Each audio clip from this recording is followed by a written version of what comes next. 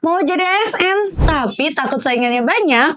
Pengen cari jalur aman? Nih, kita spill formasi ASN yang paling sepi peminat, biar peluang kamu tembus ASN semakin besar. Bayangin, kamu bisa lolos seleksi dengan lebih mudah, tanpa harus perang lawan ribuan pelamar di formasi favorit. Siapa sih yang nggak mau?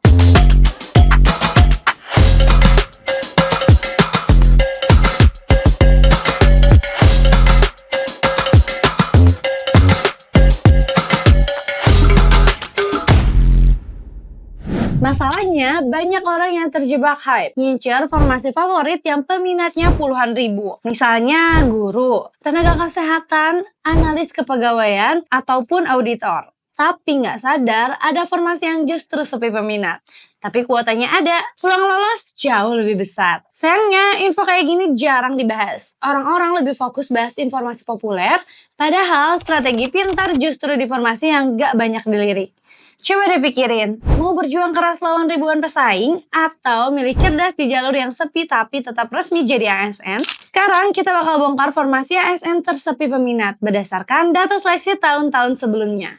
Catat baik-baik ya, bisa jadi jalan ninja kamu. Yang pertama ada pengelola arsip atau arsiparis. Nah, peminatnya sedikit karena dianggap kurang familiar. Padahal semua instansi butuh pengelolaan arsip yang rapi. Peluang lolos pastinya lebih tinggi. Yang kedua, penata laporan keuangan atau verifikator keuangan. Banyak yang takut hitung-hitungan padahal nggak seseram itu loh. Skill akuntansi dasar udah cukup. Biasanya kuota banyak tapi peminatnya dikit. Selanjutnya ada pengendali organisme pengganggu tumbuhan atau POPT. Nah, formasi di daerah tapi kuotanya stabil tiap tahun.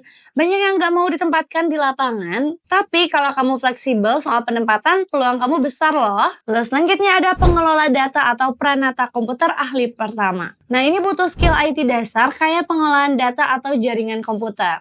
Peminatnya lebih sedikit dibandingkan analis data atau IT spesialis. Selanjutnya ada penata barang milik negara atau BNN. Banyak yang enggak ngerti bidang ini padahal butuh manajemen aset. Formasinya stabil tapi peminat nggak seramai auditor. Selanjutnya ada jabatan fungsional di kementerian tertentu khusus daerah 3T. Yaitu penempatan di wilayah 3T, terdepan, terpencil, dan tertinggal. Tapi gaji dan tunjangan menarik loh. Peluang lolosnya lebih tinggi karena banyak yang menghindar. Nah, ini dia tips memilih formasi sepi peminat. Yang pertama, riset kuota dan juga peminat tahun lalu. Lalu, pertimbangkan juga penempatan di luar Pulau Jawa.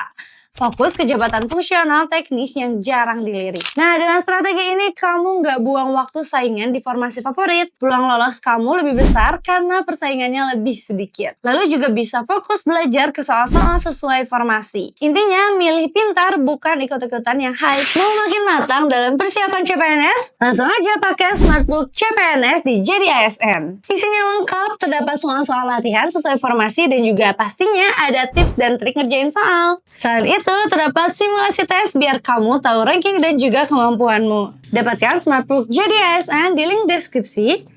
Atau kamu juga bisa dapatkan Smartbook Jadi ASN ini di online store lainnya loh. Dan jangan lupa juga untuk download aplikasi Jadi ASN sekarang juga. Supaya peluang kamu lolos lebih gede. Download aplikasi Jadi ASN di Play Store ataupun App Store. Yuk kita manfaatin peluang yang jarang dilirik orang lain. Karena Jadi ASN itu bukan soal siapa yang paling pintar, tapi siapa yang paling pintar milih strategi. Jangan lupa untuk like, komen, dan juga subscribe. Dan nyalakan lonceng notifikasi supaya kamu gak ketinggalan informasi seputar CPNS 2025.